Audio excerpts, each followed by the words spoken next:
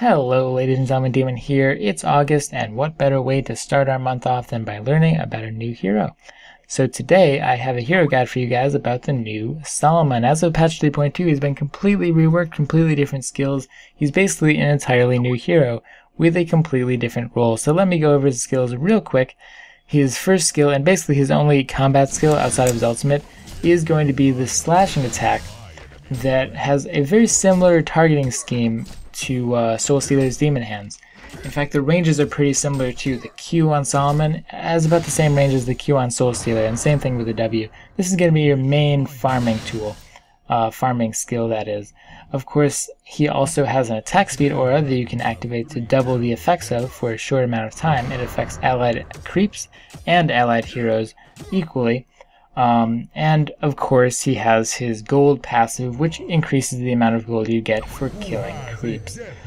However, the main highlight skill for Salomon is going to be his ultimate. His ultimate gives him two amazing combat skills: a very long range leap stun, a nice AoE cleave, very short cooldowns, and of course when you're at low enough health you can activate your ultimate again to do a huge AoE nuke that does 400 to 500 damage level 1 and 800 to 1000 damage at max level. It's truly immense. So you can send Salomon either mid or short lane. Short lane is probably the more competitive lane to put him in, but mid lane also works well in public games, especially if you're confident in your abilities. So regardless of what lane you go to, you're going to buy a hatchet, shield, and runes of blight, or blight zones that is, and you're just going to farm. You're going to be mainly prioritizing farming. Now, what's your role? People get alchemist bones, runed axe, things like that, mainly because they thought Angry Testy was really cool for doing it on his stream and getting 1500 GPM. But is that really the most competitive build for him? I'm going to go ahead and say no, because if you look at his skills, none of them scale at all. In fact, all of them get worse as the game progresses. He scales backwards. So you're going to be looking to take over the mid game with a ton of farm, but he doesn't really do it. So how do you get there? You get there with your ultimate.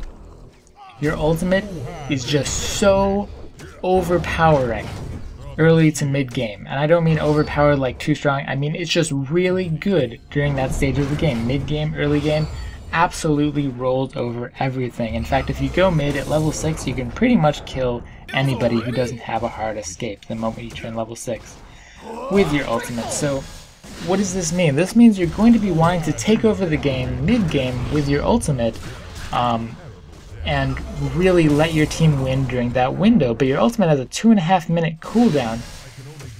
So what do you get? You get a refresher stone. Why? You get a refresher stone 15-20 minutes in because your ultimate covers everything. It covers your damage, it covers your survivability. You literally need no items, and your ultimate just dominates fights 100%. And also, the AoE nuke is absolutely immense. So you're going to be looking to have a similar role as Wild Soul, actually, who gets, that 15-20 minute bear mock, and then just takes over the game. Same thing with Salomon with his refresher stone. Get a refresher stone 15-20 minutes into the game, tell your team, okay team, let's go, push, let's go win the game right now, and do it, and maybe get a lot of farm along the way to help you out.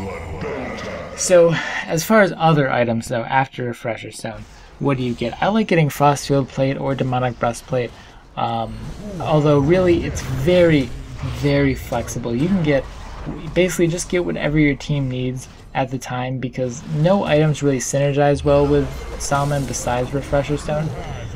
Basher is actually pretty decent on him as well. Just get normal good items you get on any other hero. Dawnbringer's pretty solid, things like that. But your ult is just so important though. I need to stress this: don't blow your ultimate. See, I'm gonna be gone on by these heroes here in this clip, but you gotta don't let your ultimate be baited out. You need to save it for a team fight, so after the team fight, you can use your attack speed aura to just push and absolutely destroy buildings. It's ridiculous how quick these buildings drop under your aura. And so like 15-20 minutes in the game, you can drop racks by just pushing really fast with your aura. Now, of course, make sure you always, the most important part of actually playing Salomon, the finesse, is making sure you get your cosmic power skill off. So if you're at low health, make sure you spam that, make sure you get it off, because that's going to be a lot of your damage from ult form.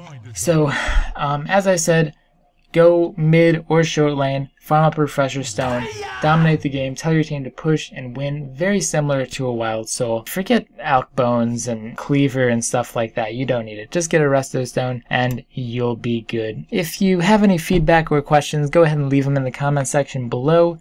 Throw me a favorite and a like. Share if you have some friends who might want to learn as well. Subscribe for more videos, have a nice night, and as always, thanks for watching.